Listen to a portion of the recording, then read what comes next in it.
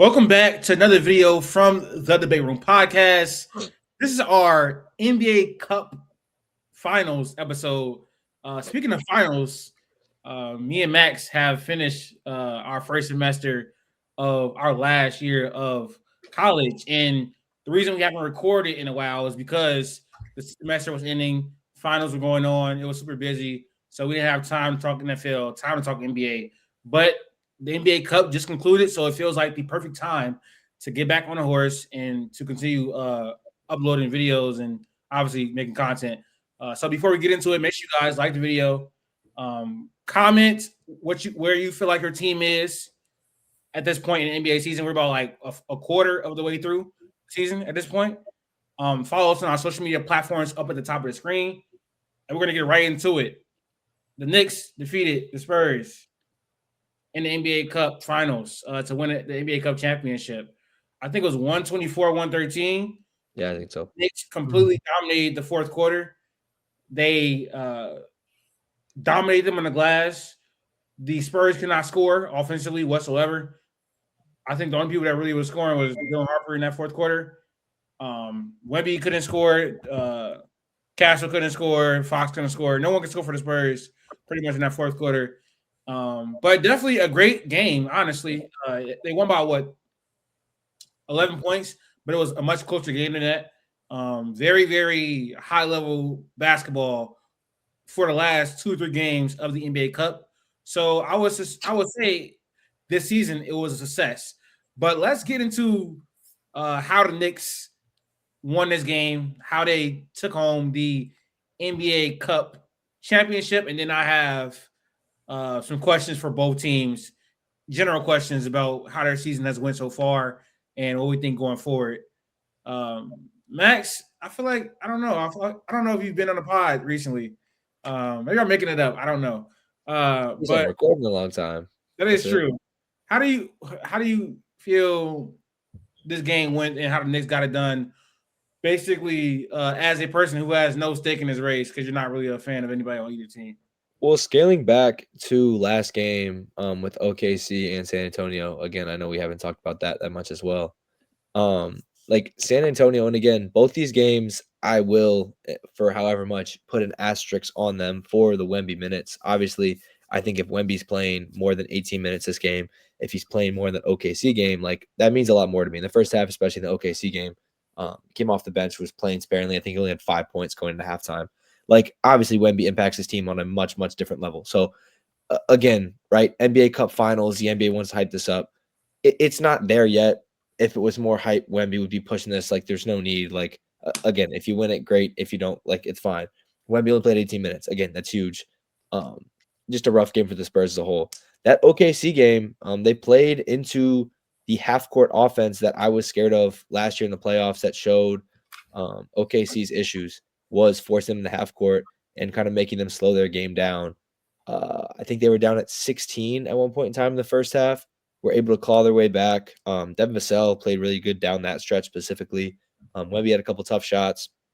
But, like, again, they played OKC the way they wanted to play, not the way OKC was trying to play, which a lot of teams, obviously it's tough to do, but San Antonio really seemed to dominate their play style in that game, which I was very impressed with. That whole game was kind of one where it was going back and forth, but with the amount of turnovers and how sloppy OKC looked at times, the level of shot making just wasn't there, and it was there for San Antonio. In that entire third, fourth quarter, there was just kind of this looming feeling that San Antonio would pull it out just by the degree of shot making from Wemby, from Vassell. Castle, I think, had a couple. Fox had a 3 or 2. They were just the better team on that night.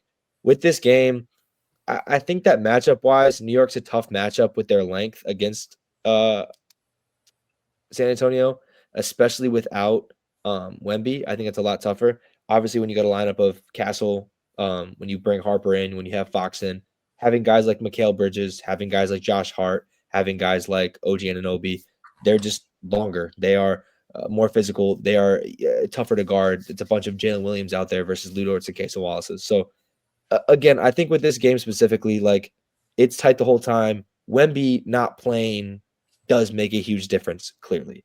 San Antonio, obviously, their leading scorer. They were better with him on the floor this game, I believe. okay, perfect. So bench him the rest of the year. No, like they will be better with him Wemby on the court, like point blank period. So I'm not like you can subscribe to that this game. Awesome. If he plays like he did tonight, no. I still think he's 100%. Like I'm not again. Yeah, He's still trying to play back into it. Like what he did tonight was not. It had nothing to do with his health and everything to do with his process. He was chucking shots, chucking threes, the process for them. Because remember when the season started, everybody was like championing Wemby because he wasn't taking threes. They're like, oh yeah, he's dropping 30 points and 15 boards, and he's only taking 2 threes in the game. And that like he was being celebrated for that. Tonight, I don't know what he took, like 7 threes, probably half his shots were threes. Like he was just chucking them up. The process for Wemby tonight was bad, and that was 2 of 6. Yeah, and the process tonight for Wemby was bad, and that was really why he didn't have as much of an impact as we've seen him have, like overall in the team earlier. This right now, how the Spurs makeup is, it is they're winning games. Don't get me wrong, but come playoff time, and especially come like crunch time games, like this team is obviously Wemby reliant. With you can say Castle's the team has De'Aaron Fox. They are not. They Did he freeze? He frozen. Back it out. My back. You're back. So again, clearly in crunch time and big moments, like it still seems like a Wemby centric team. Obviously, you have talent. Like I think Fox is the one guy I'm confident to go out to get a bucket. Vassell at times too. Again, Dylan Harper, Stephon Castle are great. Don't get me wrong, but still a lot of room to grow as far as them as offensive players. They're still young. So like going forward, and again in 2-3 years that can change, right? Castle, Dylan Harper can go out and get a bucket. You trust them in the offense on their own, like that's it.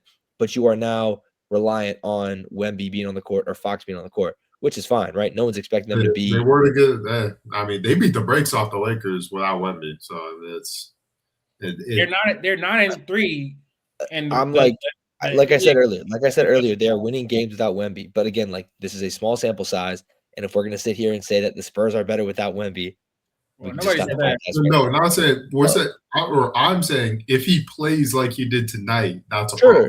Sure. But again, you're taking him as like a dysfunctional player right now. Again, I still get the gist that he's trying to get back into the game. You saw in the OKC game too. Some of the shots he was taking were not smart shots. They were heavily contested, bad shots. He was just making some of them. So I really think that he took those in prior seasons. So that's why I can't say it's like he's just trying to get back in the game. Like that's been a thing. You're saying this has been an overline issue. Yeah, and that's why again I brought up at the start of the season, people were like celebrating the fact that he wasn't taking a lot of threes. And then he comes out tonight and almost half his shots are threes. Like that's a problem. I do think that to a degree some of it was I'm coming off the bench. I'm in limited minutes. I got to try to be a hero. So I won't fully say that it was just completely bad process, but it was definitely bad process. And I mean, the numbers show like they were like a negative like 20 with him on the floor, and they were positive with him off the floor tonight. And he played like 24 minutes coming off the bench. So you could tell the whole just vibe of the offense shifted when he's out there just kind of trying to hunt for his rather than them play team basketball. Fox, I thought, was terrible. He looked passive, and when he did have the ball, he was turning it over consistently, just making dumb passes, like dumb decisions. I don't know. Fox has not looked great for me for the Spurs. Part of it could be the way he's being used. Like he's off ball a lot, which is not something he's really been in his career. And he just, I don't know, he kind of looks like he hasn't really found his like self for the Spurs. And I'm not sure that he's going to, because the Spurs don't need him. Like right now, if the Spurs could go back in time and know that they were going to be drafting Dylan Harper, they would never have traded for De'Aaron Fox. Like I guarantee that. Like I know that they're in the front office right now thinking, man, what do we do with Fox? Because Castle and Harper, they're both already so good. It's clear Fox at like age 27, 28 is not here long term. So I know that they're back there trying to figure out what to do. Speak for the Knicks, though, because, I mean, they won this game. It was 100% the offensive glass.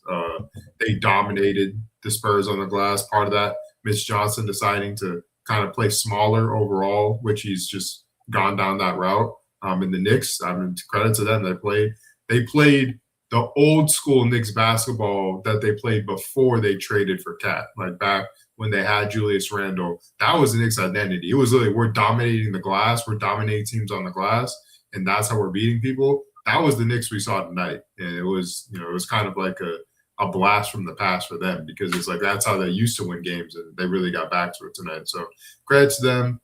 Brunson, he got his, didn't have a great game, wasn't super efficient, just kind of missed some looks. Castle played great defense on him. But beyond that, I mean, OG Anunoby, he went bonkers. Like, he's knocked down the shots. He is like the ideal mode of a 3-and-D play finisher. Like, he's making a ton of money, but for a role player, he's like one of the few role players that's actually worth like max money as a role player. So credit to him. Do you guys get the feeling at all, and you could basically anybody not named Jalen Brunson, do you think there is some belief, especially with the Giannis news, maybe not within the house, but like, do you think some of these guys are like in their minds playing for their positions, playing for their roles, trying to show New York, like, I'm not the one you should trade if this Giannis thing blows up? Do you think that's still in Mikhail, Cat, OG's head? I don't think they're going to trade for Giannis. They don't need to trade for Giannis. I don't think Giannis is a good fit with Jalen Brunson anyways. I almost think it's sometimes better than Cat, though, with the defensive numbers. But I mean, yeah, sure. But I mean, I don't – Giannis defensively – Just saying. We're not going to get into that. I mean, he's – never mind. He's not Cat. Yeah, tell me that. He's definitely not Cat. He's definitely not Cat for sure, no. But, like, he's not going to come in there and change their defense. I just think that it's not a good fit offensively. Especially if you have to give up OG, then definitely not. But as far as this game, I do think that, Tyler Kolek was big for sure. His minutes, I think he was like a plus 11 in his minutes. He had, I think, 14 points, 4 assists, no turnovers. Like Katie said, OG was really good, pivotal to his game. He's been very impactful for them all season. They're 13-4 when he plays. Since he's gotten to the Knicks, he has to have one of the best plus minuses in the NBA. No, for sure. Their record, especially like that first year when he came, they went like 25-2 when he was on the court. He's been an extremely impactful player since he got to the Knicks. Josh Hart, since he's came back and got to starting lineup, they've been really good. They're now 10-1. Include his game when he's back on the court. He had a really big play tonight where he was clearly injured, and then he played great defense. And then hit a 3 afterwards as well. So I think this team overall, compared to last year, is just they're tough. They're tougher. I think they share the ball a bit more than last year as well. Mike Brown has put in some different sets and plays than what they had with Tom Thibodeau. I still don't think it's like the most creative offense, especially with some of the talent they have on the roster. But I think it's been a clear upgrade from what they have been. And I want to talk about the Knicks in a broader context after we finish recapping this game. From the Spurs, I think that for a lot of the game, especially in the first half, they controlled the game. They were getting quality shots. Castle was creating a lot of quality shots, getting to the rim, getting offensive rebounds, and getting people the ball in spots. Whether they were making it or missing it was up and down. But in the first half, Harrison Barnes was awful. He didn't shoot well in the Thunder game either. So he's been off. But I think Castle really controlled the game in the beginning of the first half and throughout the first half, creating for others, getting downhill, getting out in transition, rebounding, playing good defense. Harper came in and provided a spark. Wemby had a stretch where he was really good. He had 2 threes. He had a mid-range. He had a lob finish.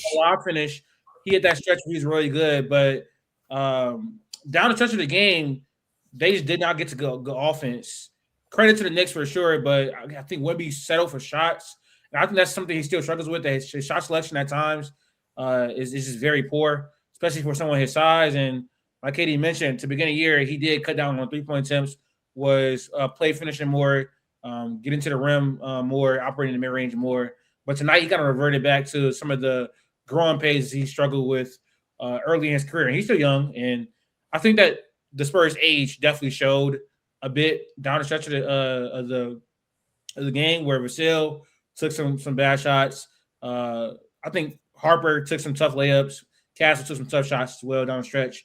So again, I want to talk about the Spurs as well in the broader context here pretty soon. But I think that amazing game overall and a great product. And Adam Silver got to take a W for the NBA Cup this year, I think, because people criticize Adam Silver all the time about some of his decisions, but I think that to this point, the additions of like the play-in tournament and NBA Cup, he's doing his best to try to increase the competitiveness of the regular season. And I think to this point, both of those things have worked for him. I want to talk about. Go ahead, Max. I was gonna say I don't know how much you guys really get into this. I know every commissioner gets shit on whatever. Adam Silver, I feel like, is currently like he's got to be the top one, right? Like in terms of getting shit on, or in terms of the quality of commissioner. The quality commissioner. Now people think he's terrible, actually. But like everyone, again, the MLB, the NFL are definitely. Goodell is terrible. Rob Manfred's terrible. Gary Bettman gets shit on. Maybe him, but like I don't think Adam Silver gets shit on. I don't think nearly as as much as Goodell and Manfred. I think they get shit on a lot worse. But again, that comes with the job. So I was just saying, I don't know if he's. I don't. To be fair, a lot of the stuff that people shit on Silver for is really kind of like out of his hands. Like they shit on him for letting the season be 82 games and guys getting injured and things like that. And the reality is that those decisions are not up to him. Like those decisions are up to the owners, like whether or not you shrink the amount of games you're playing and things like that. But in terms of like making he's failed miserably at the All-Star game. That's where he's like it has been that's also out of his control too. I mean, he can't get the players to play. I mean, it's kind of out of control, but it kind of isn't because like the design I think of the All-Star games has just not been good. You're bouncing around between. He had to try to switch it up because the players aren't competing. Like but the choices that he's making are just not good. Like you're going from like drafting a team to back to East West to different stuff when it's like you got to actually be more creative and switch it up in terms of like, okay, it's like it's clear that the players aren't going to actually play for this, so we got to try to do something that will get them to play. But the play-in tournament was a success. The in-season tournament I think was a success this year. Despite I don't think the initial stages have really had much success at all. Don't think people are caring about them.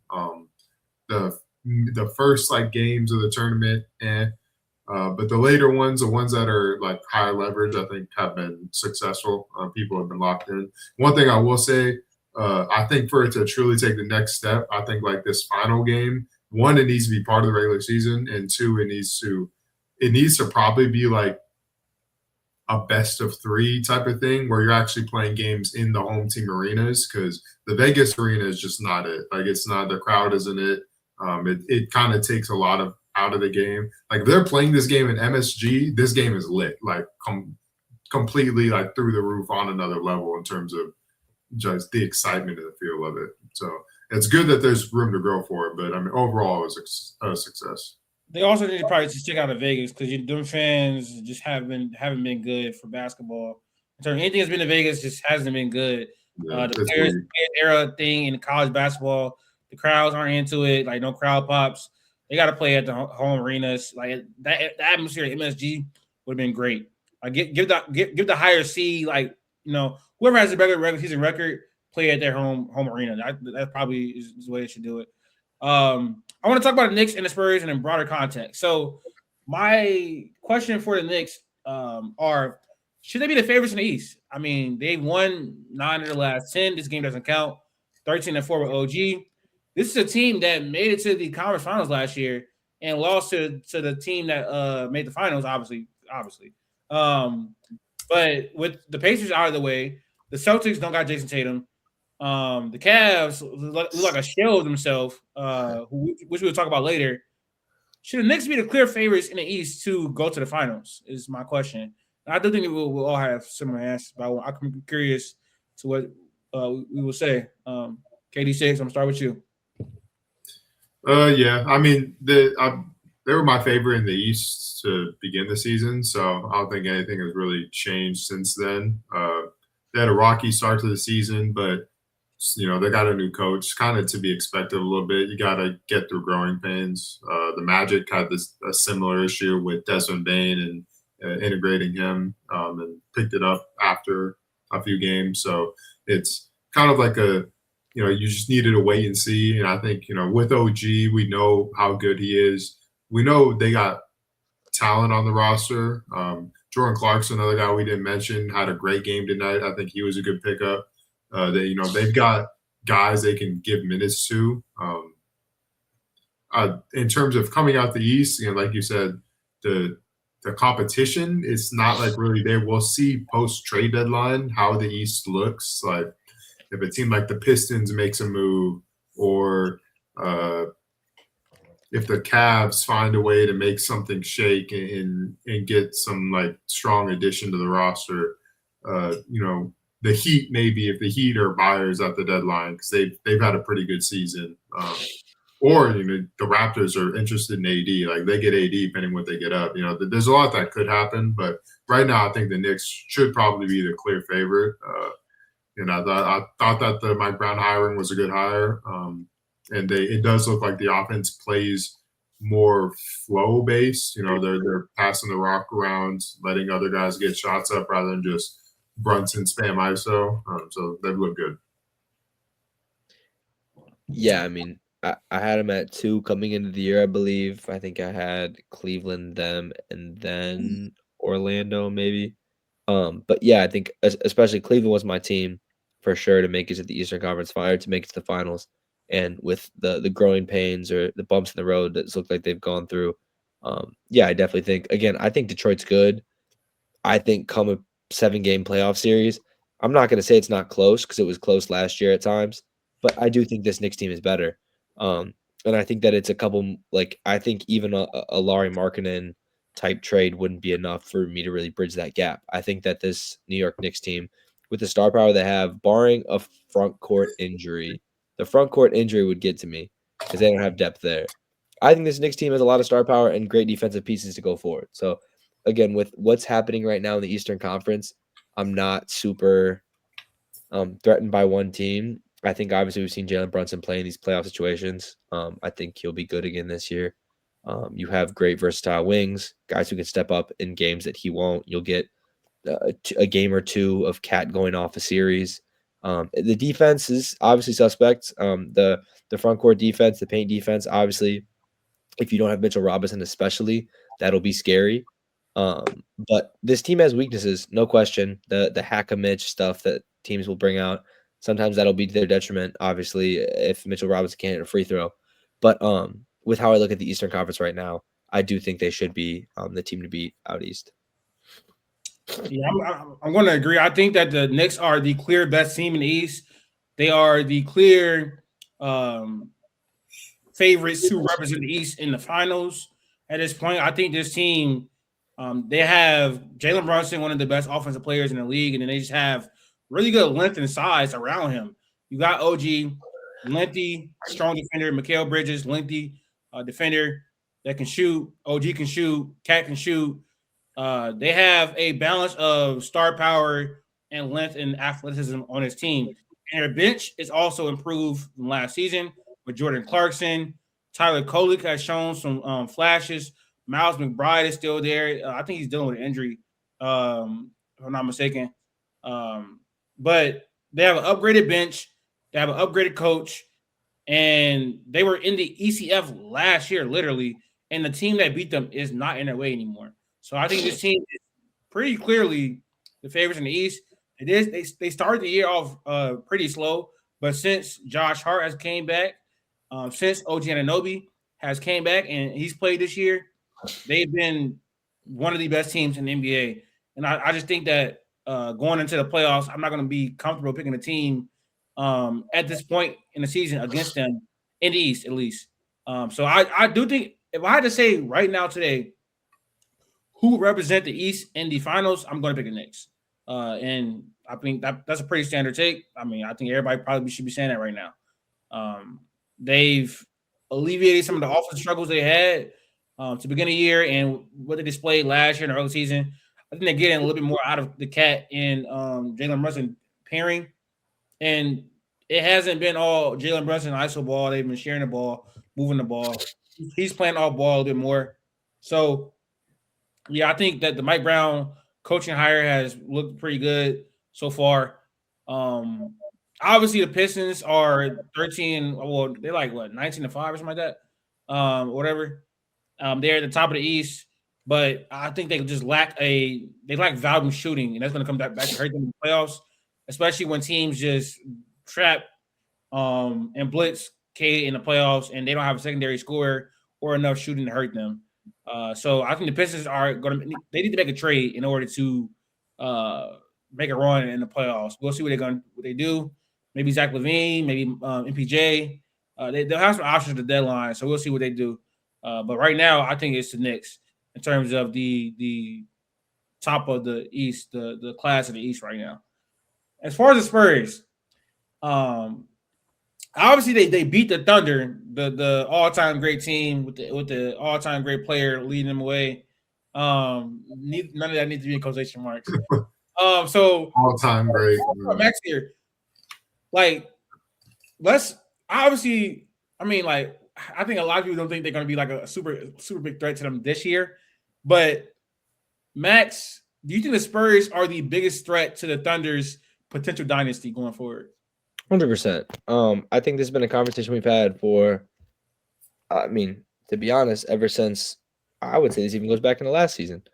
I think with the De'Aaron Fox move, Stephon Castle's emergence, I think when you see Wemby and how good he could be, obviously if he's able to stay on the court, this is definitely, I think, the matchup people have kind of been hinting at for years. And I think that people are going to read that and like spite against Denver. That is not at all, right? Denver for the next now to probably 5 years will be extremely competitive with Jokic on their team. Will definitely be a threat to OKC, to San Antonio, to whoever. But obviously, Jokic is already, what, is he 28? He's 30. Is he? I didn't think he was 30 yet. But anyways, Jokic is like obviously not getting any younger. He's still in his prime, but like he's not Wemby's age. He's about to be 31 actually in February. So he's not Wemby's age, he's not Shea's age, he's not Chet's age. Like he is definitely pushing that. So again, it's going to get it's going to get significantly tougher for him to carry that Denver team going forward. But again, he's still a threat, obviously, for the foreseeable future. But the pass and trajectories, I guess, barring De'Aaron Fox is, like you said, and I think they're happy to have him. He is a versatile piece. They can trade him. They can develop with him. Like he is a valuable piece to them. But the Castle, like the point guard market trade wise is saturated right now. So I guess I'm just saying, like, I think there is a world where, I mean, this world has a value with De'Aaron Fox for an opposing team. But I think with Castle, Harper, Wemby, and your Chet, Shea, and J-Dub, like they are on similar timelines as far as age, as far as how good. Again, Dylan Harper, obviously second overall pick. We all think he'd be a stud. Stephon Castle coming in, people weren't super high on him, but big rookie of the year, has had 2 great years. So okay, great on both sides of the ball. Like you see the jersey. Come on now. Both these teams are deep. Both these teams have tons of potential to go forward. They have young pieces that they can sign, and they've shown they're good at drafting. So I was high on the Spurs coming into the year, higher than I think most. I thought that they would be an easy top 6 seed. I did not think they'd mess around the play-in. They're sitting at 4, and a lot of that is without Wemby. So again, when you look at it like that, when you look at how OKC's been playing for a majority of the year without J-Dub, a couple games without Chet, and they're still able to put out a historic start, like. Both these teams, again, without Shea. More proves my point. Both these teams are very, very good, very well operated without pieces playing at all times. So I think, especially when you get more experience, more age, again, I think these two teams, as far as especially how they play each other, with kind of the skill sets, the two-way versatility of your wings, ball dominant point guards, and you both have a freak size at your big. I think that these two teams definitely will. I'm excited for the Western Conference Finals, the Western Conference semifinals coming up over the next few years. I think the Spurs are the biggest threat to the Thunder Dynasty of any team in the league. I think they have probably the best mix of young talent and players that are ready to compete right now. I think they're going to be a threat in the Western Conference playoffs this season. I think Wemby is a top 5, at worst, top 8 player in the NBA. in his league. I think he's the best defender in the world. I think he's a really good offensive player. He definitely has his warts, namely the turnovers, sometimes the shot selection, not being able to take advantage of mismatches at some points. But at 21, I think he's undeniably an all NBA first team caliber player. Then they have young studs with Stephon Castle. They have Dylan Harper, and then De'Aaron Fox is going to be able to help them right now compete in the playoffs. Now, I don't know how long he's going to be on the Spurs, but I don't even know how true that is. It's a world where Fox goes out and puts up a Fox is stinger in the averaging playoffs. 24, 4, and 6 right now on 61 true shooting percentage. Like, you act like he's playing like a bum or something, bro. Dude, I mean, like 24, 6, and 6 without Wemby. I mean, it's just not really.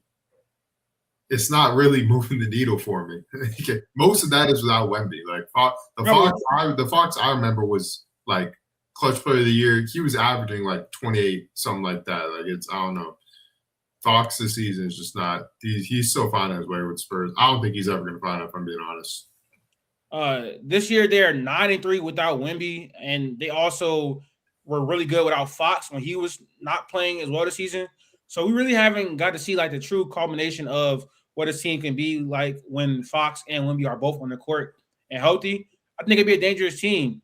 And they also still have a lot of their draft capital. I mean, all of it going forward, pretty much. So that Wolves pick in 2031. Yep.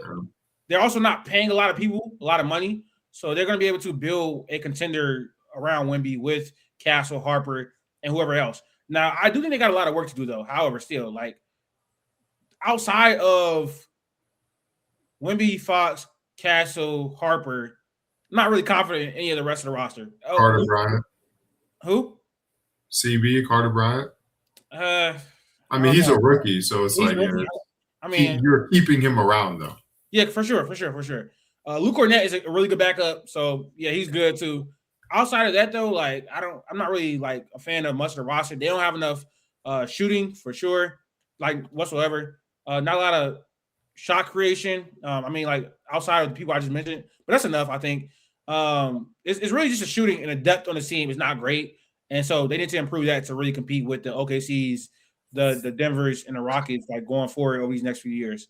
But I think they're the biggest threat to OKC going forward, just because they're going to have a top 3 player in the world, and I think Wemby can be the best player in the NBA probably in the next 2 seasons, to be honest. But KD?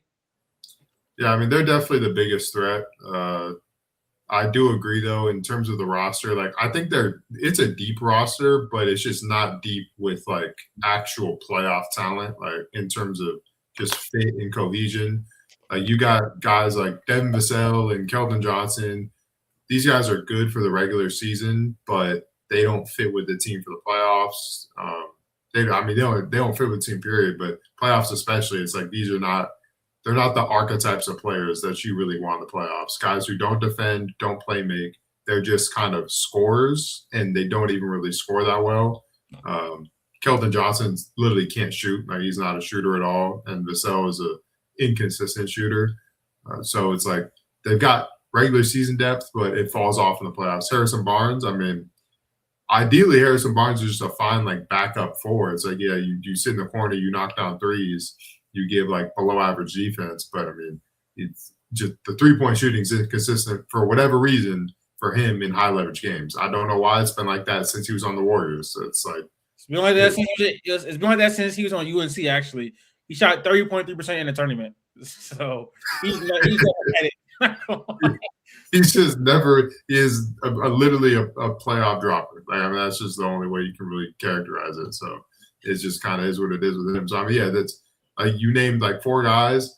I'm a Jeremy Sohan guy. I think he fits with Wemby, but in terms of whether he fits with Castle and Dylan, I don't know, just because the shooting for both of them is kind of questionable. I mean, Dylan hit 5 threes a night, but in terms of consistent shooting, it's not there. Cass will probably never be, a good shooter in this league. He can probably get to average, but Sohan will never be a good shooter. So, I mean, there's kind of questions there with his fit long term. But, I mean, in terms of somebody off the bench, I think, he's a good defender. And Carter Bryant, again, is another guy. Like, he's young, so you're keeping him around. But yeah, the other guys, I mean, they're getting paid. They got to go. Like, Keldon Johnson should not be getting paid what he is. Vassell should not be getting paid what he is. So they've still got work to do, like you said, in terms of filling out the rest of the roster. But you've got your big three. You have your Tony Parker, Manu Ginobili, Tim Duncan, and Dylan Harper, Stephon Castle, and Wemby. Like, you got that. So it's really just about filling out, the rest of the roster, getting your Boris Diaz, getting your Danny Greens, et cetera. I mean, and I'm not sure, like, I'm not sure, like, how good Harper is going to be in the playoffs, especially as a rookie. Not sure how good Castle is going to be in the playoffs because he can't shoot. And his half-court scoring is not great. So he gets to the line. Well, when he's actually getting calls, he's getting to the line. But no, I agree. He's a really good foul drawer. He's a really good foul drawer for sure. But I think that even going forward, like especially this year, I'm very, very curious to see how this team performs in the playoffs. Wemby's not exempt from that either because I don't think Wemby's against OKC. He hit some shots, but they were not like good shots. I think there's still like stuff to worry about with Wemby in the playoffs.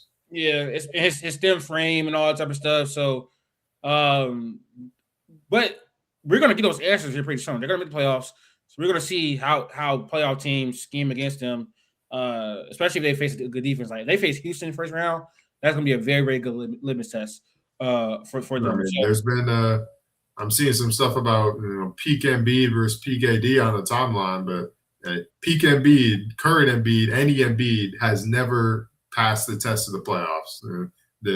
He never overcame send doubles and traps at him. So it's Wemby. He's gonna have to figure that stuff out.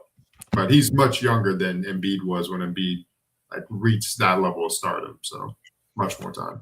All right, let's talk about my Cavs. They failed to 15-11. I think that's 15-11 or 15-12. Probably 15-12. I think it's 15-12 actually. After you said what? 12. Yeah, 15-12. After they lost to the LaMelo Ball-less Hornets. Kon Knueppel. Sexton-less Hornets. Don't forget him. Kon Knueppel continue a really stellar rookie season. Dropped 29 points. I think he had did he have 9 assists this game? He had like 7 assists or something like that. Having a really good rookie year. We're gonna talk about both of those things. Let's talk about the Cavs first. And their disappointing season. Katie, you can start or I can start. It's I don't know. It's whatever. I mean, you're the Cavs fan, so take it home. No, I really just think that the Cavs blew a prime opportunity last year and probably their only opportunity at making the finals. I really do think so. You said before this season that the finals matchup was Cavs OKC. Oh, this year, but we're 26 games in. Things can still change. But I don't know, the mojo feels off, honestly, and it's not a metric for it, nothing like that. It is like a bad funk with this team. They're not defending well whatsoever. Darius Garland is clearly still injured, and he's continuously dealt with injuries throughout his career at this point. Evan Mobley was supposed to take a step offensively this year, and I think he's stagnated or got worse. His process at times has been awful with his shot selection. Donovan Mitchell has been all world. He's been stellar, but he's been having to drop 50 points to beat the Wizards. Lost to the Charlotte Hornets. Right now, this is not a serious basketball team whatsoever. And I think that last year with the Celtics being out the way, obviously injuries came back to bite them, but they definitely spoiled a very, very good opportunity to make it past the second round and make it to the finals. And now this year, it just feels like it's a completely different team. I think that the loss of Jordan Ott has really hurt them, and something that hasn't been talked about enough. And you see how the culture has changed in Phoenix. Great with them. Yep. Ty Jerome last year, when Darius Garland or Donovan Mitchell wasn't on the floor, he was able to come on the floor and provide buckets, get players involved, keep the team steady. They had one of the best benches in the league last year, and now that has fell off a cliff. Like their bench scoring hasn't been good. DeAndre Hunter has been worse. Lonzo, don't get me started on Lonzo. The team is just Max Strus has been out the whole season. They look like a completely different team than what they were last year. They were a really great offense, the best in the entire league for the regular season, 64-win team. I think they just spoiled a opportunity and probably their best opportunity at making the finals. I mean, these type of things don't come around long. These windows aren't long. Their roster is really expensive, like really expensive. Mobley getting paid. His contract is about to kick in. D. Mitch getting paid. Jerry Allen's getting paid. Hunter has a sizable contract. Like their roster is extremely top heavy in his contracts. And what they're putting out on this floor right now is nowhere near what they need to be warranting paying all this. So I can see change in Cleveland happening soon. I don't know what it would be, but it's been a very disappointing start to the season for the Cavaliers, and I don't know how they're going to turn it around. The continuity does look like it's there, to be honest. And it is really, really bad signs. They're struggling against no matter who the opponent is. No matter the opponent, they're struggling. They've had multiple games where the bottom of the league teams are competing with them because their defense is dog. It's not good. The perimeter defense is awful. Mobley has been worse as a rim protector this year. And the games where Jerry Allen has missed, they've looked terrible. So that's the reality with Cleveland this season. And I don't know how they're going to turn it around, honestly. I don't have any answers, to be honest. So that's my spiel on them, KD. Yeah, I mean, it's just tough. Like, the identity that they had last season is completely gone. The loss of Ty Jerome, who, like I said, when either Garland or Donovan Mitchell were out, he kept the offense essentially the same, like afloat. Max Strus, who was a sniper from outside, he's missed the whole season due to injury, and you felt that loss because, again, their identity was get up threes. So that's two of your who was a major part of that players that are gone, that are not essentially have not been on the team this year. 3 when you factor in Garland's injury. So it's like that the vibes are gone. And now when teams start like losing games like this, it just starts to spiral. Like the locker room starts to get cancerous. Guys start to point fingers and things like that. You saw Garland talking to the media the other day, and he's like, I've answered questions about my toe. I'm not answering a single more question about my toe for the rest of the season. Like, he's clearly just over it, like over the media. So you can just tell the vibes are not good. Yeah, it's not something that can just like easily be overcome overnight. Mobley's now out with an injury for another few weeks, so it's just things are just gonna like stack on top. Like, I mean, that's probably should. They lost to the Hornets. LaMelo's Hornets. They didn't. Was Mobley injured? I can't remember if Mobley was injured that game or not, honestly. He was already out. Yeah, he was already. So, I mean, that's like part of that. That's part of the reason why I lost. Like, no Jared Allen, no Mobley. Defense is horrible. Like, it's no wonder that Kon went off for like 30 and 7. You have no defense. So, and it's just going to spiral. It's probably looking more like a lost season than anything else, because even if somebody comes back and they recover a bit, I mean, if they somehow make a run, they get blown out in the finals by whoever they see anyways. So it's like it's looking more like we're going to have to reassess what we want to go forward in the future with this team. There's recently been news about Darius Garland on the trade market. I don't really understand it, purely because the point guard market is just so saturated right now. Like, when you have rumors of Ja, you have rumors of Trey, you have rumors of LaMelo, like Garland adding that in there. There's too many point guards on the market to where it's like it doesn't make sense to actually trade guys. But I do understand from a monetary perspective, I don't even think that's Garland's fault. I think Garland is getting paid around what he probably should be. Mobley's contract is horrible. That's a contract that the defensive player of the year that he won, which turned that into a supermax, was an absolute disaster for Cleveland because, like I said, he's stayed the same or taken a step back this season, and he's making supermax money, which is way above what his price point should be, and their books look atrocious going forward. So I think that's probably part of the reason why this Garland rumors have come out, because they know that in terms of paying guys, they can't go in the future with those 3 contracts and Jared Allen's contract, which his new contract kicks in next season. So they've got stuff to figure out in Cleveland. Maximus, what are you saying from the Cavs, man? Aren't you a Donovan Mitchell guy, man? Not necessarily. I think he's cool. I don't have any notes. They were my pick to start the year. Obviously, everything that's kind of happened, I feel like is something I'm not going to say it's out of the realm of possibilities, right? With the injuries staying how it is, with Darius Garland, obviously other people could get injured. You kind of had the dysfunction on the team.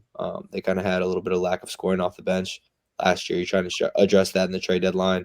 In the offseason, just didn't work out. The team's not fully healthy, so you can't really give it there. But you guys, Latif, obviously I'm gonna agree with what you're saying on this more, just because you're actually watching game in and game out. I'm not watching every Cavs game. You've stopped? No. He would say that. He would say, "Oh, okay." So you said apparently I don't. My fault. Yeah. I still am holding out hope for this team to finish up the season strong. But again, if they can't get healthy, I agree with what KD said. This team is, unfortunately, they go from one of the best positions to one of the worst positions now, because you're not looking good. Now you got to make tough decision of who am I going to pay, who am I going to trade. So, when you look at the point guard market we were talking about, obviously you have concerns with Ja staying on the court, right? Whatever else is going on with Ja, is he playing well? But the concern with Darius Garland is his health, right? He's missed a lot of time with this injury. If I'm a GM, and again, I know we talk about Fox, I like De'Aaron Fox a lot. I always have. But you're telling me Trae Young and LaMelo Ball are on the market, and I got to overpay probably, but I'm much rather taking Trae Young, right? I'm gonna overpay for Trae Young versus take a flyer on Ja or Darius Garland. I feel like I'm getting a guaranteed product. So I think with the oversaturation, I agree. It is especially a guy like Darius Garland, who hasn't been able to stay on the court. What is his value in today's market? What team is swinging on a Darius Garland when you could get a Fox at maybe a cheaper discount than a Trae Young or a LaMelo Ball? But I don't think San Antonio trades them. I'm just saying, if you look at that kind of option. So LaMelo's not going for cheap. Trae Young's not going for cheap. I think Ja or Darius Garland. I think all those guys are probably going for cheap, bro. Not gonna lie. What's cheap though? I honestly think Trae Young and LaMelo Ball realistically would go more for Ja Morant. That would go more for Darius Garland. And I love Ja Morant. True. All those players' value is not high. I think Ja Morant's an extremely talented basketball player. I think Ja Morant, in the right situation, can come back and be great. I like Ja Morant a lot, and I've been on that train for a long time. Again, off the court stuff, I can't say anything about that. Whatever. Ja Morant is a basketball player. The ups and downs. I think Ja Morant is still an elite point guard talent, and I think that a team that trades for him, if you can get him in the right headspace, he is well worth that lower price tag compared to a Trae Young, compared to a LaMelo Ball. I've been on that train for a long time. It's just a matter of someone takes that chance, and I think some team should, because Memphis is not that anymore. But I don't know. I don't think you're getting a discount on LaMelo or Trae Young.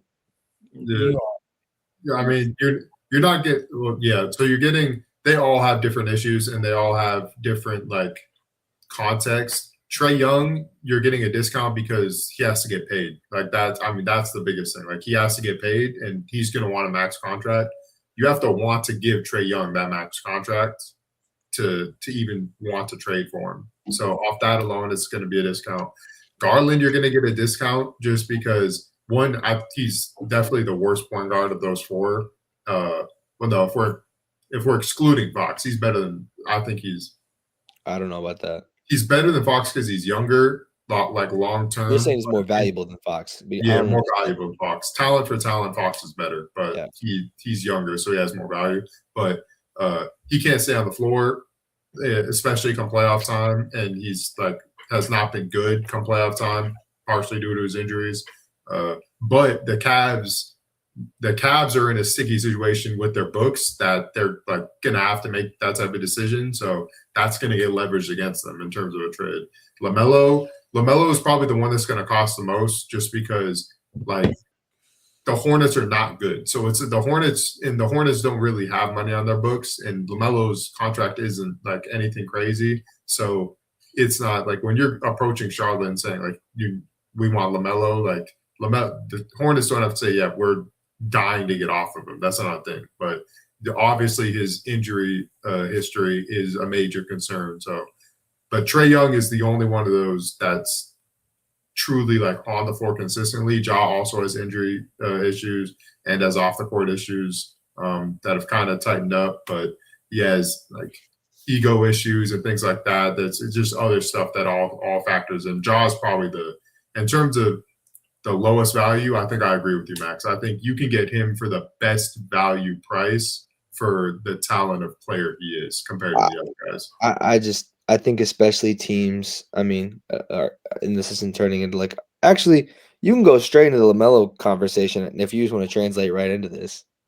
I don't have a LaMelo conversation, but we can talk about LaMelo Ball. I thought that was on the topic list? It's not. I was going to talk about LaMelo-less Hornets. Oh, it's Kon Knueppel. Sorry. I was just going towards the LaMelo trade deadline. I don't honestly these kind of point guards. Again, we're getting towards trade season and NBA stuff. I guess my question to you guys is: out of those 4 names, do you honestly see any of them getting moved? If so, who or to what team? I think that Darius Garland could potentially get moved to like maybe like the Timberwolves. Timberwolves could potentially trade from. They desperately need a point guard. They don't have the assets though. Timberwolves actually don't have a lot of assets, so probably not. I don't think any of those players are going to get moved honestly because with Jaden McDaniels, if the Wolves call Cleveland with Jaden McDaniels and say they're not trading him, didn't they say they're not trading him? I mean, they might have said that, but if Darius Garland's available and he has a decent contract, because they know they won't be able to get LaMelo with I don't know if I'm still doing that right now. Yeah, I genuinely don't know, honestly. McDaniel's been too valuable to their playoff runs. Yeah, they wouldn't have a wing defender, so it's Dante DiVincenzo is gonna be. Yeah, I don't know. Yeah, I mean, I think Cleveland would probably do it if they can get Dante and I think if you could get Dante and McDaniels, they definitely do it. But yeah, definitely would. Dante and Jaden, yeah, for sure. But I think Darius Garland is way better than Jalen McDaniels. I'm not gonna lie, by a lot. Yeah, in terms of player for player, but it's just tough because they would have literally no wing defenders, and you still have the Garland injury stuff. But it's just like he's a great fit with Ant, I think.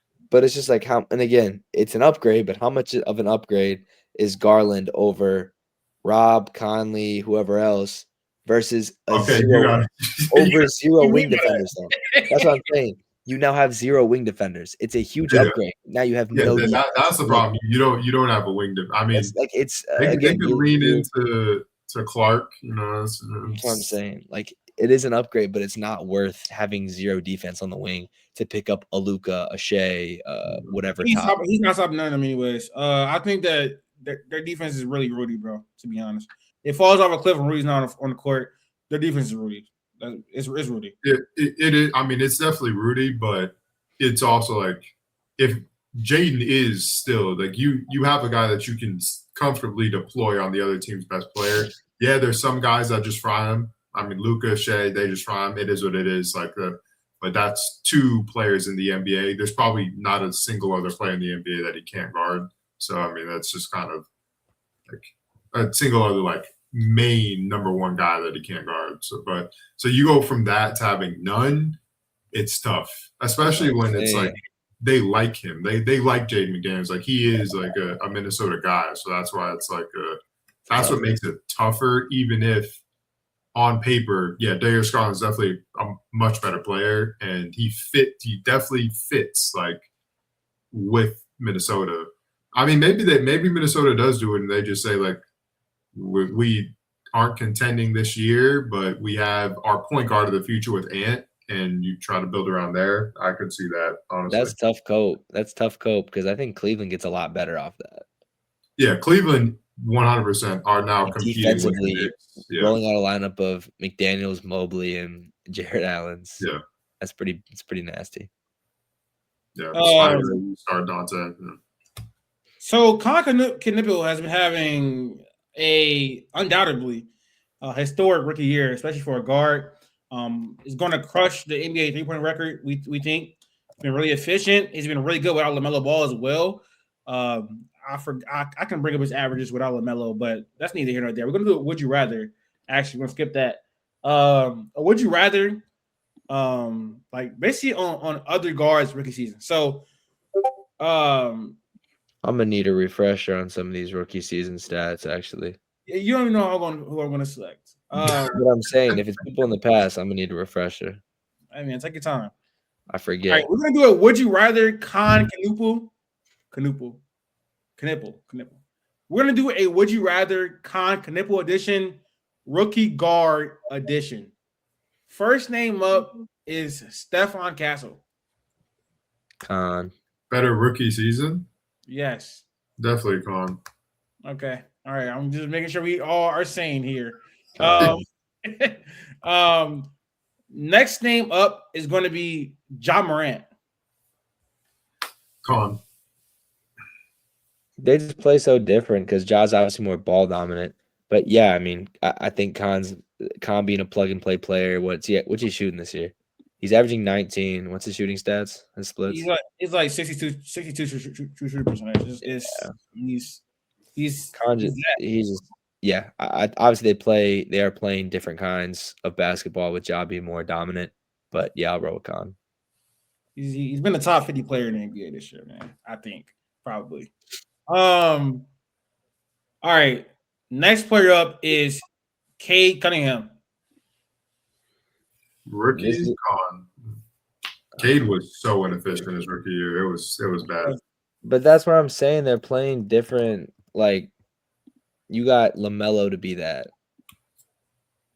I don't know. Honestly, yeah, I mean, Kon definitely has a better supporting cast than Cade did his rookie season. But even in games without LaMelo, without Sexton, Kon has still played well. Granted, it's only been like 25 games, so like that's all we have to go off shooting was ass. Let me just try and see. I honestly might roll with Cade just based off the fact that he was on the Detroit Pistons in 2021 and was the only thing to them. No, I'm a Cade stan. The answer is 100% Kon. Cade, 100%. Yeah, because Cade, his rookie year wasn't even like really a point guard, if I'm being honest.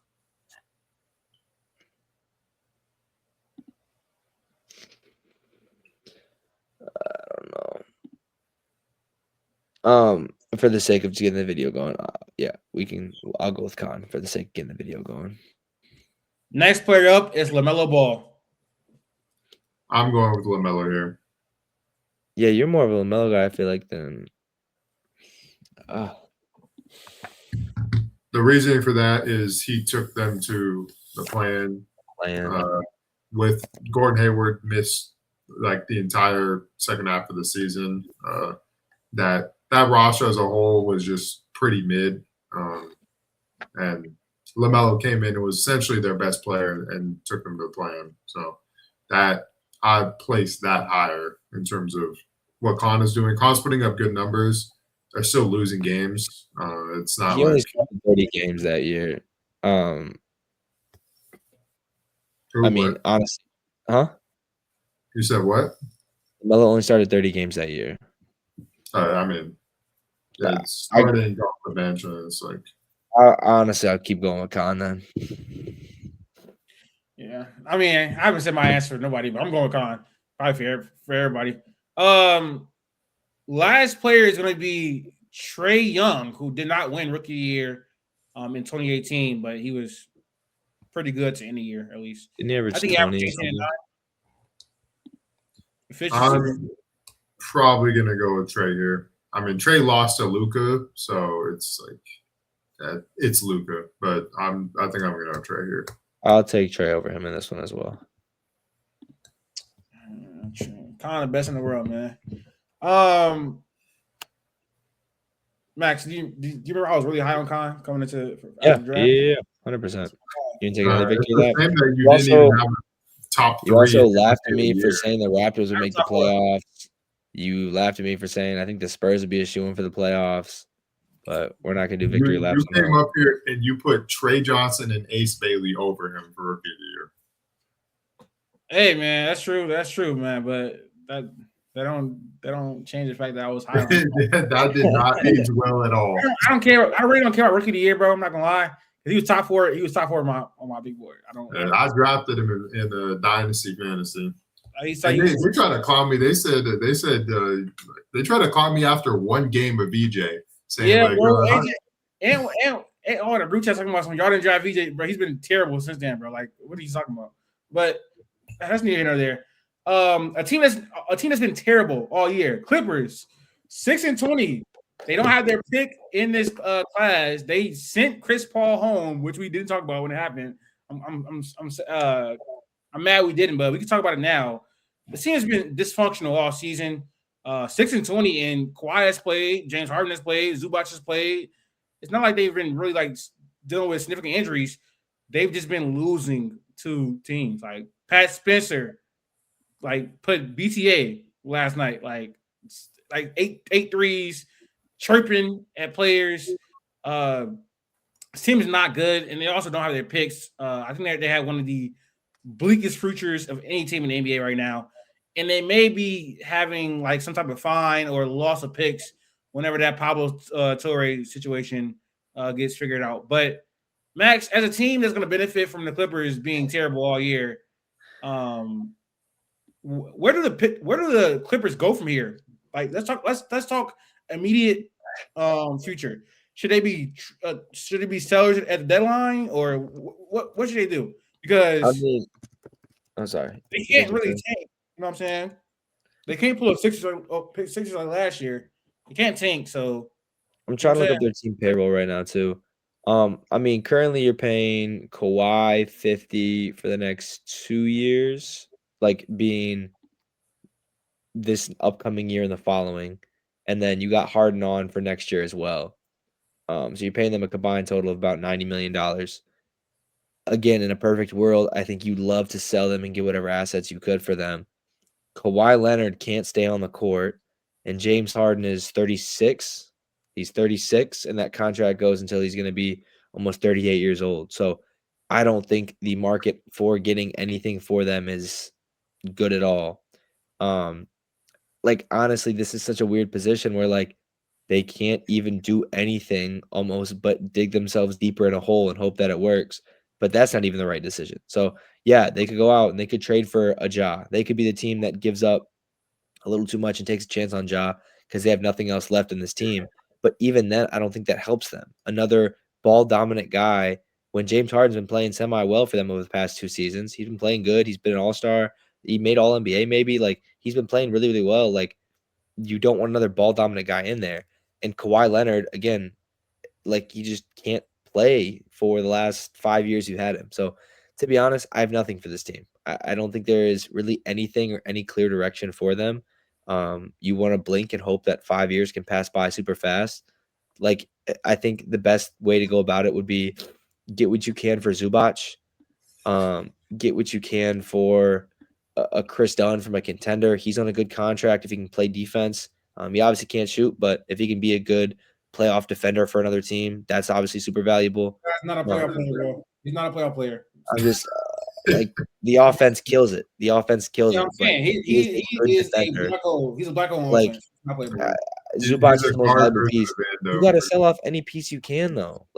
Again, Bradley Beal's contract's cool, but no one's really going for him. No one wants Nick Batum. No one wants DJJ. Maybe Bojan maybe Bogdan has some value, but you're not getting much in return for a rebuild. And your top 2 players, Kawhi is 34, but who knows when he's going to retire? It could be this season.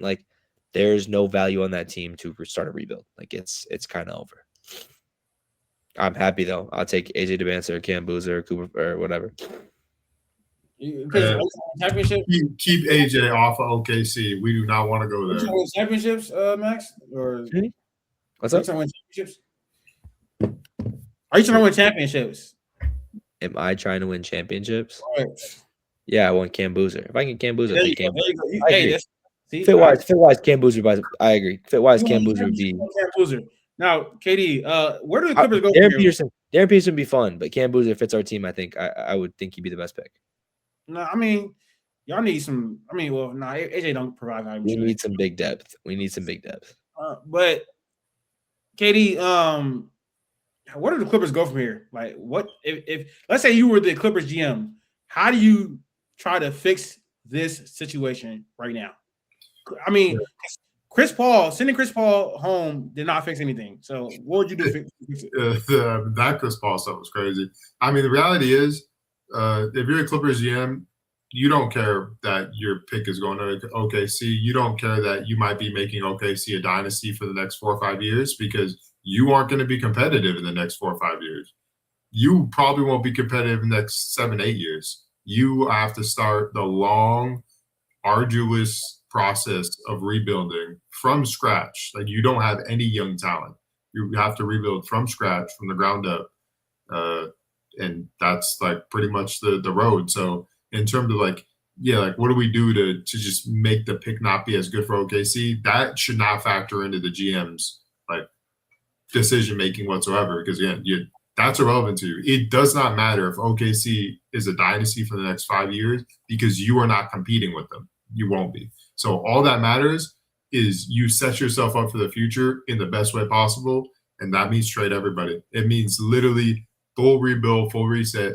You empty the chest. You do exactly what Utah did with Donovan Mitchell and Rudy Gobert, Mike Conley, everybody. They traded away literally everyone. Got a trove of picks and young guys. Few of the young guys worked out. Look, they hit on Lauri Markkanen. Like that's essentially what the Clippers have to do. You have to go around, try to scope out some guys that may have gotten, forgotten about a bit, that, had some like high draft stock that maybe just need a change of scenery. They need to be in a new situation where they have, more opportunity to really show their skills and try to get some picks at the same time. But you got to sell everything. It's Harden, gone. Kawhi, gone. John Collins, they just got him, gone. Zubac, great center. He's probably the guy you can get the most for right now, if I'm being completely honest, gone. Derrick Jones Jr., a wing that can help like competitive teams, gone. You got a lot of pieces that you can trade for picks, and you need to empty it all. It's all got to go. It doesn't necessarily all have to happen this season. Some guys you can, like the younger guys, you can trade, maybe even in the off season.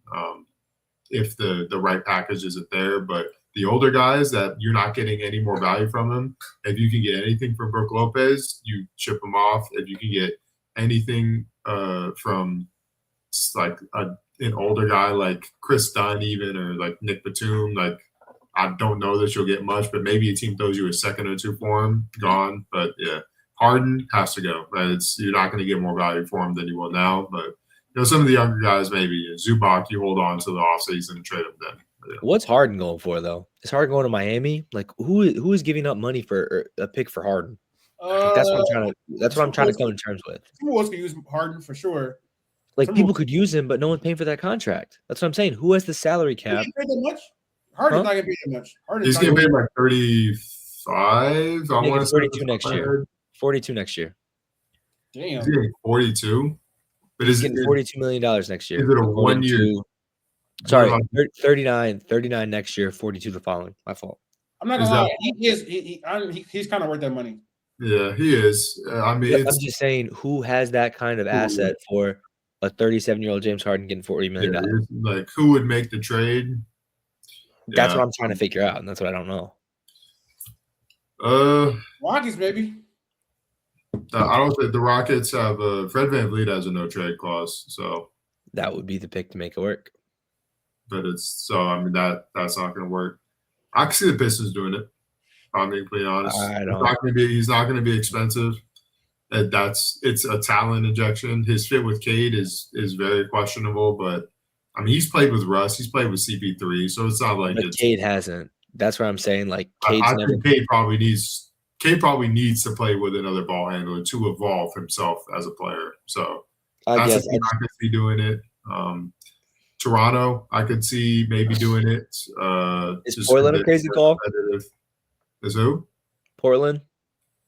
I don't think Portland would. Like making the money work would be difficult for them, and two, with Dame obviously an experienced ball handler to get there. You play Dame Harden 1 year, but Toronto's one I don't mind if you can get quickly out, RJ out.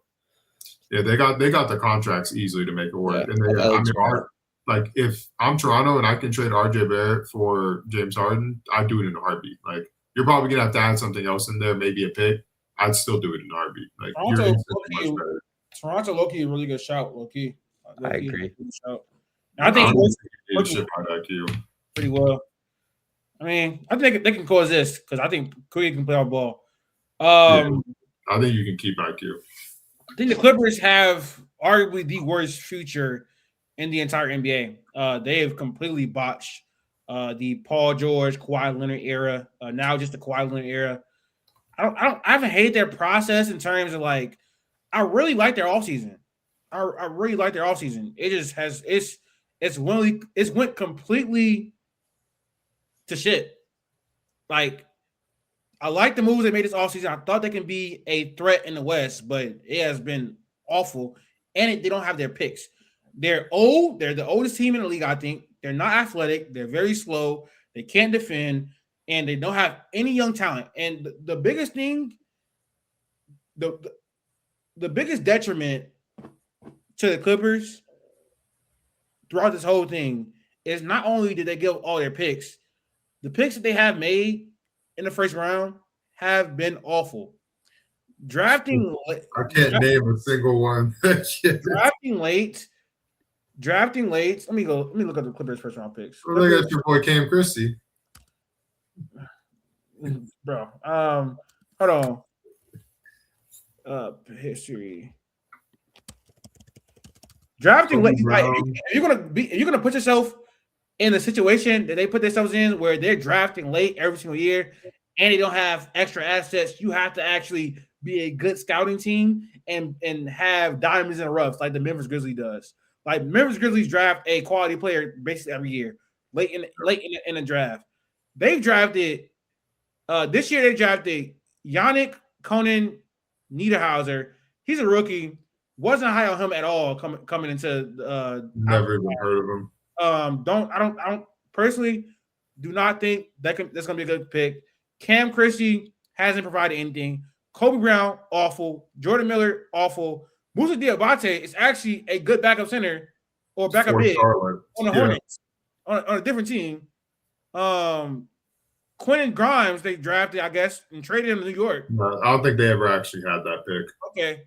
Well, yeah, probably. Terrence Mann is fine, but he's not on the team anymore. But and that was in 2019. So their drafting has just been awful, and it's not like it obviously it's hindsight, but there's been players selected after those picks that have been quality NBA players. Like I'm sure they could have got a Scottie Pippen Jr. They could have got Andrew Nembhard. They could have drafted players that are impactful players. It's obviously very hard to do that. Like it's hard to do that, but we see teams like the Grizzlies, we see teams like the Heat do it over and over again. So it is about OKC. OKC. AJ Mitchell's, the guys like that. We've seen although they're earlier picks, but we've seen teams be able to do it, and they just haven't. So they don't have any young talent. They're super old, and I'm not sure that the players they can trade are valued around the league. Honestly, Kawhi Leonard is old and injury prone, and I don't know. And the toughest part about it is that tanking is not going to help them necessarily in the short term. And they just opened up a $1 billion arena. So now their fans are going to be watching a losing team. That makes it even worse. So I don't even know what that's like. To be fair, though, their owner, it's it's nothing to him. It's money-wise, it's irrelevant to him. So that's definitely a good luxury to have. Yeah, it's a very bad situation. I think that they have, if I don't know if I'm blanking on anybody, but probably the worst future in the entire NBA. What I will say about that is things can flip like that. It was like 2 years ago, we said the Nets have the worst future in the NBA, and we didn't know what it was going to look like for them. It looked horrible, and it felt like in one offseason they just made the correct moves to get their picks back. And everything just changed. But did they draft at 5? Yeah. Before this draft, I mean, it was looking bright for him. Then the draft came around. Now I don't know, but they own their picks though, so they'll be all right. Let's talk about the team who future looked a little bleak, but then they actually, they let go KP, they let go or traded KP, they let go Drew Holiday, traded him too. So the Celtics though. I think we had this conversation at the beginning of the year. If Jayson Tatum's trying to return from injury, we all said no. But now the Celtics are fourth in the East. They've been competitive every single night. Jaylen Brown is having a career year right now, with the most usage in his career. They found a diamond in the rough with Jordan Walsh. Peyton Pritchard's still good. Derek White has been, I think, good outside of the ball not going in the basket. Like Neemias Queta has been fine. So the question is, should Jayson Tatum come back this season and try to compete for a championship? And what is the ceiling if Jayson Tatum does? Can it make a run to the finals, Max? Am I on? You keep cutting out for a second. Am I good? Am I back? You're back. But did you hear what I said? Yeah, I did. So honestly, I think yes. I think this would change the Eastern Conference landscape if he were to come back. I still wouldn't rush the process because again, this team will be in a competing position for the decade ahead with having Jaylen Brown and Jayson Tatum under contract. The big move for me after if Jayson Tatum come back is getting more front court depth. It's been the issue with this team all year. They are super, super thin in the front court. If Milwaukee looks to blow it up, could you get a Miles Turner? Like, I think you look around the league, could you trade for a Zubac, right? Like, what team wants to give a big? I think Anthony Simons, again, you got him for Drew Holiday. He is very expendable, I think, in your mind. He's been good as far. I think he's shooting 38% from three, shooting 40% from the field. Like, he's been a good scorer. He came in, did what you want him to do. Again, I thought he would get some regular season wins just by how he could score the basketball, but like he's not essential to this team at all. Derek White is, Peyton Pritchard is, Jaylen Brown is. And you found some good role players again with Queta, which I think people kind of thought he'd step up into that role. Xavier Tillman, I still believe in, obviously. Jordan Walsh. I think you have some good pieces to bounce around if you can get Jayson Tatum back. I wouldn't rush the process because a lot of stuff obviously can happen. We saw so many injuries go down last year, but it's undeniable that Boston is a force to be reckoned with out East. Jayson Tatum, obviously, they've already got a ring before with a lot of help, clearly, with one of the best rosters constructed in recent history. But Jayson Tatum and Jaylen Brown, especially in a weak Eastern Conference, I think are a top duo, can definitely get it done. But the front court depth is very, very questionable.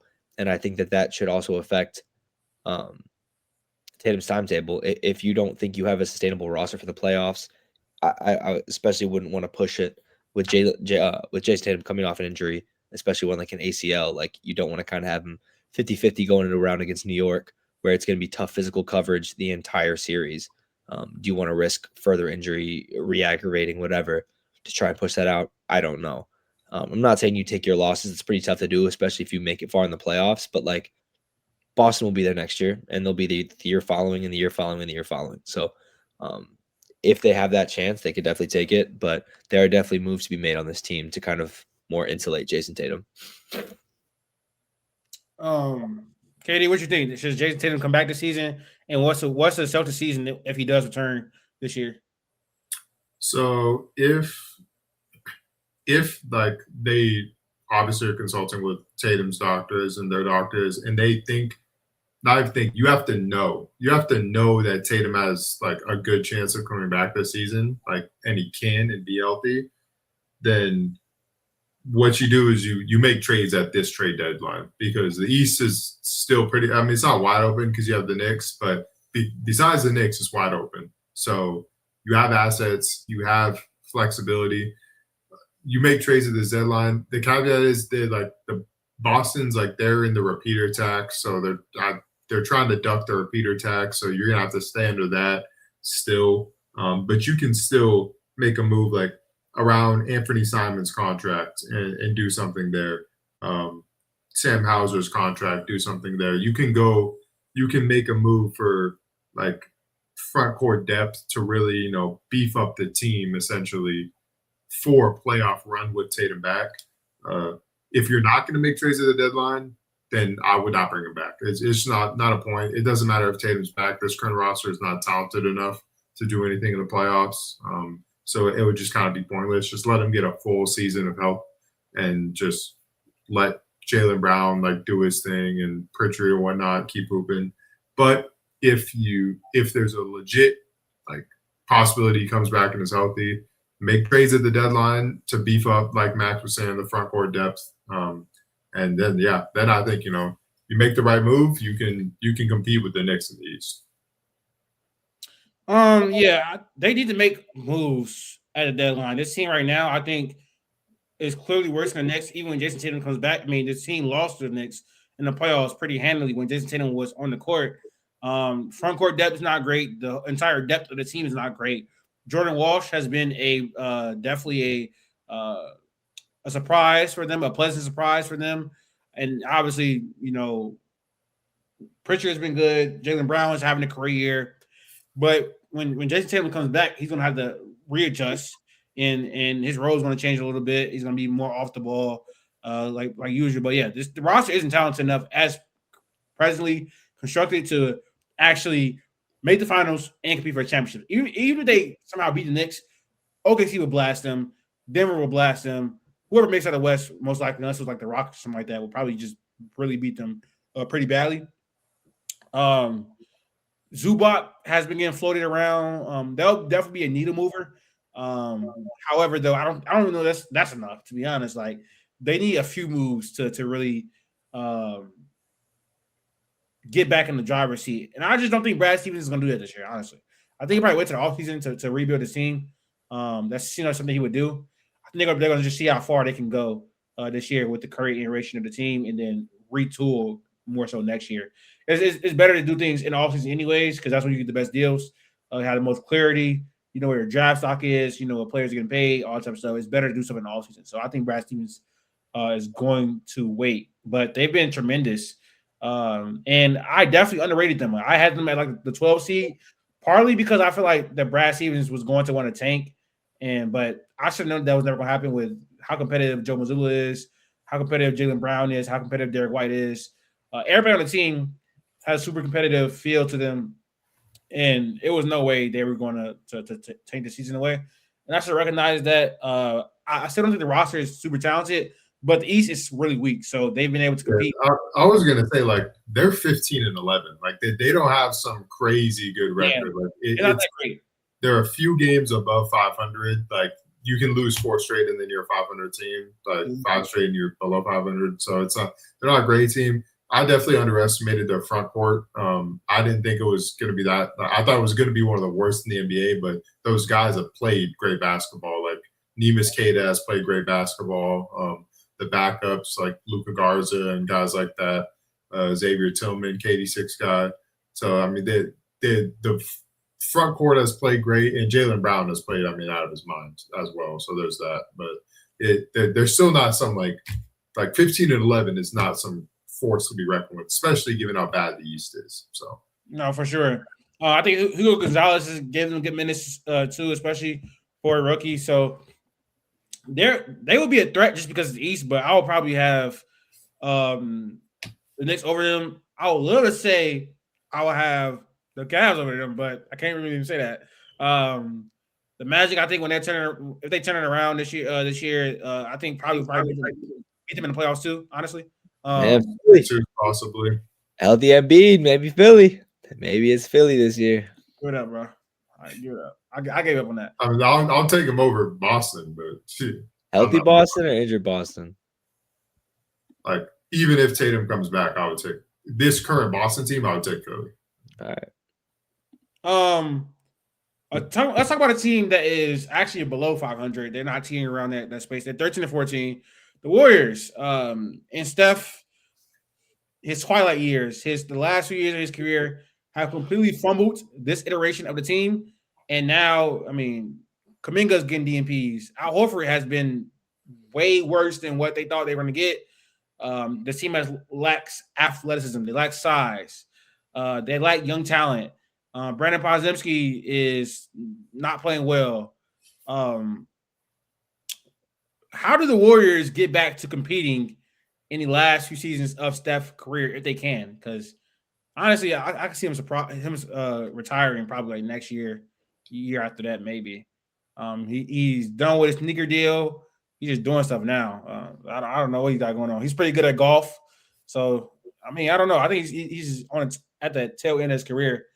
How do they should they be like buyers at the deadline? Like, and if they are buyers at the deadline, what should they do to try to improve the team, KD?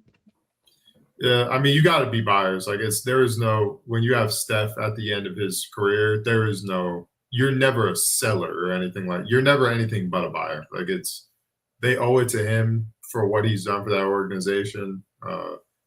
Just the sheer numbers in terms of like what he's turned that organization to since when he came into it, and since the owners bought the team, they owe it to him. But it's tough. The Kuminga, I think it was Mark Stein was talking about it. It's a real, like, it's not, this isn't like made up.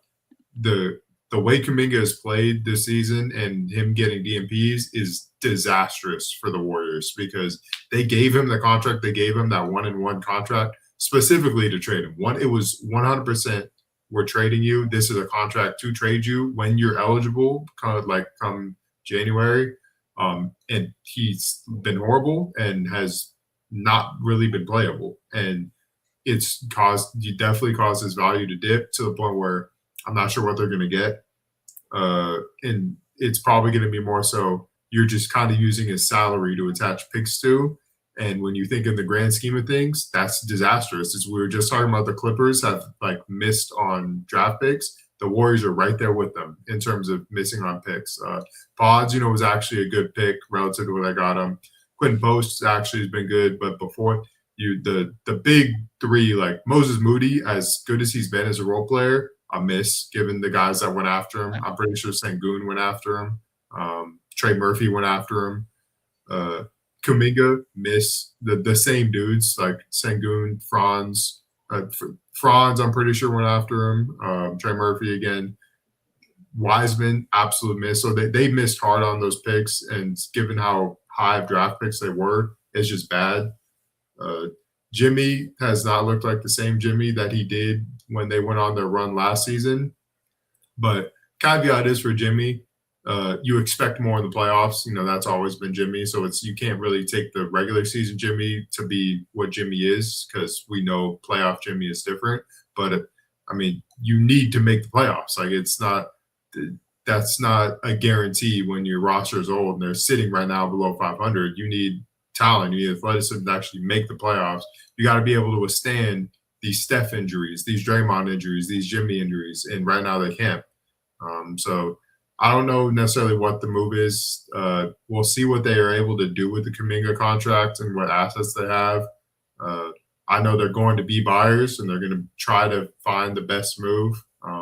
I think there's something out there to definitely like push them over the edge to really being a playoff team. And then from there, we're just going to have to see how they mesh together.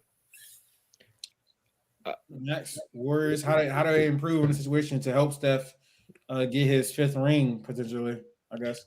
Realistically, I think there's nothing they can really do to compete with the upper echelon of the Western Conference. That's nothing to take away from Steph. Steph still, in this day and age, is a phenomenal basketball player, is a elite playoff performer. Like, there's nothing you can take away from Steph at this point. But in my opinion, there's nothing in that roster that could even push them over a team like a Houston, over a Denver, much less an OKC. I think that team has way too much of a lack of talent, or a lack of overall production. I just don't think that Kuminga is worth anything. Draymond, I don't think is relatively worth anything except to the Warriors. Jimmy, I don't think Jimmy is really going to go for anything on the market, and you just paid him. Like, those guys are stuck on the team. And like, I'm not saying Draymond is a bad thing. Draymond's super productive for Golden State, but no one's going to want to go out and get Draymond, because I just don't think that it's going to be the same thing. I think Draymond and Steph work perfectly together on how they do this. I think Draymond is a warrior for life, no question. Jimmy's stuck on there now. Again, like you said, Moses Moody, Podziemski, maybe someone takes a swing on him because they saw what he could have been a year or two ago, but he's not really. I don't think they'll trade Podziemski. Like, I just don't know what else you can, because again, I get what you're saying. They owe this to Steph to compete, and I agree. That's what going on with Jimmy does. And maybe you still try and make the margins work. But like Steph also knows that like his legacy can't sacrifice the future of the Warriors. Like that can't go hand in hand. I think like Steph needs to take that back road and be like, hey, like again, we can compete, we can do this. But like the more pieces they make to trade, the more we give away picks, the only caveat to this is if somehow Giannis is in play, then all bets are off. They don't got enough for him. Go for it. But there's nothing in my mind that they can do that would somehow help this team compete, but also keep the future in some sort of capacity. Like they got to keep their picks, okay? But then what young piece do they have? Not much. Like they're not. Again, I agree. Quentin Post has played well, but not of value to someone else. Like their team is good for their team, right? But they're not gonna trade these pieces to another team to try and get a first or get a young player because they play well for their team. They play well for their system. They're not going to play well for an overall other organization. I take that back. They could, but like that's not really going to get banked on. So again, like Draymond, I keep seeing trades with Draymond in it. I think that's stupid. Draymond's not getting moved. Draymond's not getting traded. Jimmy's not getting traded. Steph's not getting traded. And past that, what package of Moody and Kuminga are you going to get now that you haven't tried to get for the last 4 seasons? So, yeah, I mean it's over. I mean I've been saying it's over for them. There's nothing they can do. Their process is already like it's too late. The draft picks is what really put a nail in the coffin for them. It really is. They had 3 premium assets. They missed on all of them. James Wiseman is one of the biggest busts in NBA history. Moses Moody's a fine player, but overdrafted. Kuminga is a negative basketball player. Podziemski, they should have sold him when they could. The Jazz were asking for him, and they didn't do it. They could have got Lloyd Marketing and held on to Podziemski. They didn't want to trade him. So just a misevaluation of talent there.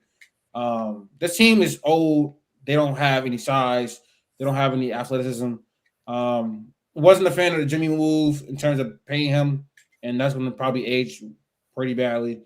Draymond is still all-world defensively, but offensively he's got worse, provides you nothing pretty much outside of passing and screening with Steph. Steph is still, I think, a top 10 player in the NBA, arguably top 6, 7. That was not a joke. But yeah, the Warriors are it's over. I mean, this iteration of the Warriors has been over, but like they might as well just let if Steph is comfortable riding out in the sunset, not playing for another team in his career, and just retiring a Warriors legend, then him and Draymond will go out together. Honestly, like low key in hindsight, the way they did Clay is crazy. All of them should be retiring together, and the fact that he's not on the team is nuts. But hopefully he can come back to the team or something like that. They can all have one more year. Yeah. If they trade Kuminga for Clay, bro, I swear to God, that would be the funniest shit of all time. That's wow in hindsight to think that Clay Thompson is not the Warriors anymore. Like I just think about it like that. Like all of them should be retiring together. Like the fact that Clay was the odd man out is nuts. Like they did him crazy, honestly. But yeah, I think the Warriors are pretty done for. And I'm curious to see how Joe Lacob and the crew. Steve Curry's going to retire soon, probably too. He's going to probably go out with Steph. They're going to have to find a new coach. Mike Dunleavy is, I guess, okay at his job. I mean, he has some hits and some misses. So we'll be seeing the Warriors in a rebuild, but they've been one of the best organizations of the last 10 years, 10, 15 years. So they can. I think they can rebuild. I don't know. They missed on 3 straight draft picks. So I was going to say they missed on a lot of picks recently. Yeah, so I'm not sure, but. They're really off the first 3 picks they made.